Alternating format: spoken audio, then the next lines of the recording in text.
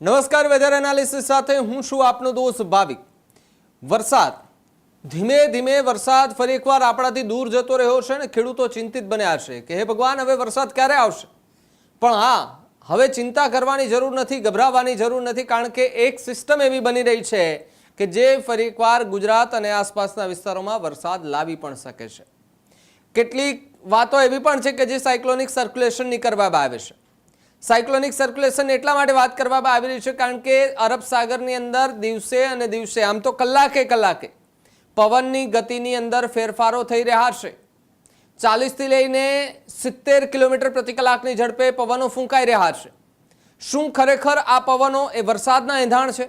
ગઈકાલે જ્યારે અમદાવાદ, રાજકોટ, વડોદરા સહિતના મહાનગરોની અંદર મોડી રાત્રે વરસાદ તો ન આવ્યો, વાદળા પણ ન ગાજ્યા, પણ જે રીતે 50 થી 55 કિલોમીટર પ્રતિ કલાકની ઝડપે જે પવન ફૂંકાયો, સૌ કોઈ લોકો કહી રહ્યા હતા કે ફરી એકવાર વરસાદ આવશે। સવાર થતાં જ ફરી એકવાર વાતાવરણ ખુલ્યું, વરસાદ ગાયબ થઈ ગયો। મેપ પર હવે નજર કરીએ, આખો ભારતનો નકશો જુઓ, વરસાદ ગાયબ છે।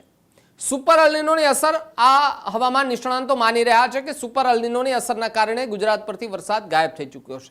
એક સમય હતો, આજથી આપણે અઠવાડિયા પહેલાનો જોઈએ, અઠવાડિયા પહેલા આપણે એક સમય હતો, સૌરાષ્ટ્ર, દક્ષિણ ગુજરાત, મહારાષ્ટ્ર, ગોવા, કર્ણાટક, કેરળનો પટ્ટો, બધી જ જગ્યાએ વરસાદ। અત્યારની સ્થિતિ શું છે? માત્ર વાદળછાયું વાતાવરણ છે, ક્યાંય વરસાદ નથી। માત્ર તમે જુઓ, જે ઉપરના ભાગો છે, પર્વતીય વિસ્તાર છે, ત્યાં ગાજવીજ સાથે ધોધમાર વરસાદ છે। આપણે સતત સોશિયલ મીડિયા પર વિડીયો જોઈ રહ્યા છીએ। કેદારનાથ સહિતના આસપાસના વિસ્તારોના, અમરનાથની જે યાત્રામાં જઈ રહ્યા છે ત્યાં ખૂબ વરસાદ થઈ રહ્યો છે, પણ એની અસર અહીંયા સુધી કેમ નથી થઈ રહી? કારણ કે અહીંયાથી એ જે પહોંચતા પણ કદાચ એના પવનો પહોંચે। પવનની ગતિ તમે જુઓ પેલા અરબ સાગરની। હવે તમને બે સ્થિતિ બતાવું, એક અરબ સાગરની તમે જુઓ, એક અરબ સાગરની સ્થિતિ છે, એક અહીંયા તમને દેખાય છે આ બંગાળની ખાડી, આ અરબ સાગર, આ બંને જે છે તે અત્યારે સક્રિય છે। અને બંનેની અંદર તમને એ સમજાવવાના પ્રયાસ કરીશ કે હવે હવાનું પ્રમાણ જે છે તે લગાતાર બદલાતું જોવા મળી રહ્યું છે, તો બીજી તરફ હવાનું પ્રમાણ વધી અને સીધું જે બંગાળની ખાડી છે એમાં વધી રહ્યું છે। જો બંગાળની ખાડીની અંદર અહીંયા તમને આ જે સિસ્ટમ બની રહી છે, આ સિસ્ટમની અસર જો થાય છે અથવા તો અહીંયાથી કોઈ સાયક્લોનિક સર્ક્યુલેશન સર્જાય છે, તો એ વરસાદ ઉથલો મારે તો ગુજરાતમાં ક્યાંક અસર થાય। જુઓ તમે, દિવસે અને દિવસે, આમ તો કલાકે કલાકે આપણે જોઈએ, કલાકે જે રીતે વાતાવરણ ફરી રહ્યું છે, જોકે અત્યાર સુધી કઈ રેડ એલર્ટ નથી આપવામાં આવ્યું। અરબ સાગરની અંદર પણ એક સિસ્ટમ છે, જુઓ તમે, અહીંયા નીચેથી એકદમ વરસાદી ઘાટી સિસ્ટમ બની રહી છે। બંગાળની ખાડી હોય, અરબ સાગર હોય, આ બધી જ જગ્યાએ તમે જુઓ કે એકદમ વરસાદી માહોલ જોવા મળી રહ્યો છે। ઉપરના ભાગમાં તો ધોધમાર વરસાદ છે ભાઈ, ત્યાં તો એની વાત પણ આપણે કરી ન શકીએ, કલ્પના બહારનો વરસાદ છે, પણ એની અસર અહીંયા નહીં થાય, કારણ કે જ્યારે ગુજરાત પર વરસાદ વરસી રહ્યો હતો ત્યારે ઉપરના ભાગોની અંદર ખૂબ ઓછો વરસાદ હતો, ત્યાં ખૂબ ઓછી અસર હતી। એટલા માટે આપણે જોઈ શકીએ છીએ કે જ્યાં અરબ સાગર માફ કરજો, અને અહીંયા જે બંગાળની ખાડી છે એની અસર કદાચ ગુજરાત પર આવનાર સમયમાં થઈ શકે, પણ અરબ સાગરમાં નીચેથી પણ એક સિસ્ટમ સક્રિય થઈ રહી છે, જેની અસર આગામી સમયમાં ગુજરાત પર થાય તેવી સંભાવના છે। જ્યાં આ તો હવે આપણે રેઇનમાં જોયું, હવે આપણે વિન્ડમાં જોઈ લઈએ કે કોઈ વાવાઝોડાની અસર છે કે કેમ।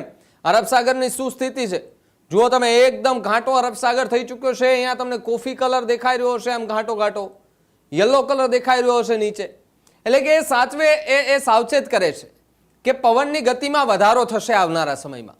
આવનારો સમય એવો પણ હોઈ શકે કે જ્યાં ક્યાંક પૂરની સ્થિતિ સર્જાય, આવનારો સમય એવો પણ આવે કે ક્યાંય વરસાદ પણ ન થાય, અતિવૃષ્ટિ થઈ જાય, પાક નુકસાની જાય, ખેડૂતો રડી પડે। એટલે આવી સ્થિતિ કદાચ ન પણ આવે, અને ભગવાનને આપણે પ્રાર્થના કરીએ છીએ કે વાવણી લાયક હજુ પણ વરસાદ થાય। સૌરાષ્ટ્રની અંદર ભરપૂર વરસાદ થયો, વાવણી થઈ ચૂકી છે, દક્ષિણ ગુજરાતમાં ખેડૂતો ધરાઈ ગયા છે વરસાદથી। એ જ વરસાદની માંગ હવે કરી રહ્યા છે આપણા ગુજરાતના કચ્છનો વિસ્તાર, આપણા ગુજરાતના ઉત્તર ગુજરાતનો વિસ્તાર, અને આપણા ગુજરાતનો દ્વારકાનો વિસ્તાર। એ ત્રણ વિસ્તારના ખેડૂતો અત્યારે ચિંતિત છે, કારણ કે ત્યાં વાવણી લાયક પણ વરસાદ નથી થયો। વાવણી લાયક જો વરસાદ થાય છે તો એની અસર ખેડૂતો પર પડી શકે છે અને જો ન થાય તો પણ એની અસર ખેડૂતો પર પડી શકે છે, કારણ કે જો વાવણી થશે તો સારો પાક થશે, સારો પાક થશે તો માર્કેટ યાર્ડમાં જશે, માર્કેટ યાર્ડમાં જશે તો સારા પૈસા મળશે. જો વરસાદ નહીં થાય તો મોંઘા બિયારણો પાણીમાં ફેર, વરસાદ નહીં થાય તો પાક ફેર, વરસાદ નહીં થાય તો ઊભો જે વસ્તુ જે પણ વાવી છે એમને મગફળી, સોયાબીન, કપાસ જે પણ વાવ્યો છે બધું જ નિષ્ફળ જવાને આરે છે. ને અતિવૃષ્ટિની વાતો જે થઈ રહી છે શું એ સાચી સાબિત થશે? આવનારા સમયમાં શું ખરેખર વરસાદ નહીં આવે કે પછી હવામાન વિભાગ અને નિષ્ણાંતો જે આગાહી કરી રહ્યા છે કે જે સિસ્ટમ એક બની રહી છે ને આ સિસ્ટમની અસર ગુજરાત પર થશે અને ગુજરાત પર એકદમ ધોધમાર વરસાદ આવશે? તમારી આસપાસ કેવું વાતાવરણ છે? વરસાદ છે કે નહીં? અમારા ડિજિટલ પ્લેટફોર્મ પર કમેન્ટ બોક્સમાં ખાસ લખજો. બાકી મને આપો રજા ને આપ જોતા રહો ન્યૂઝ રૂમ ગુજરાત, ગુજરાતનું ગર્જનાદ. નમસ્કાર. ખેડૂત ભાઈઓ છે ખેતરમાં ડ્રોન ઉડાવતા હોય છે ત્યારે આપણે એક પ્રશ્ન સતાવતો હોય છે કે જે આપણે અત્યાર સુધી જીપીએસ ટેકનોલોજી વાળા ડ્રોન વાપર્યા છે, જેથી કરીને મોબાઈલ ટાવર છે અથવા તો હાઈ ટેન્શન લાઈન પસાર થતી હોય, કોઈ વૃક્ષો હોય, ત્યારે જે જીપીએસ ટેકનોલોજી વાળા ડ્રોન છે એમાં ટકરાય અને ટ્રેસ થાય છે. પણ એગ્રીવન લાવ્યું છે જીએનએસએસ ટેકનોલોજી ડ્રોન, જેથી કરીને એ ડ્રોન છે એ કોઈ જગ્યાએ ટકરાય નહીં, પોતાની રીતે જ ડિસિઝન લે છે અને મૂવ થઈ જાય છે, જેથી કરીને જીએનએસએસ ટેકનોલોજી ડ્રોન છે એ વાપરવાનો આગ્રહ રાખો.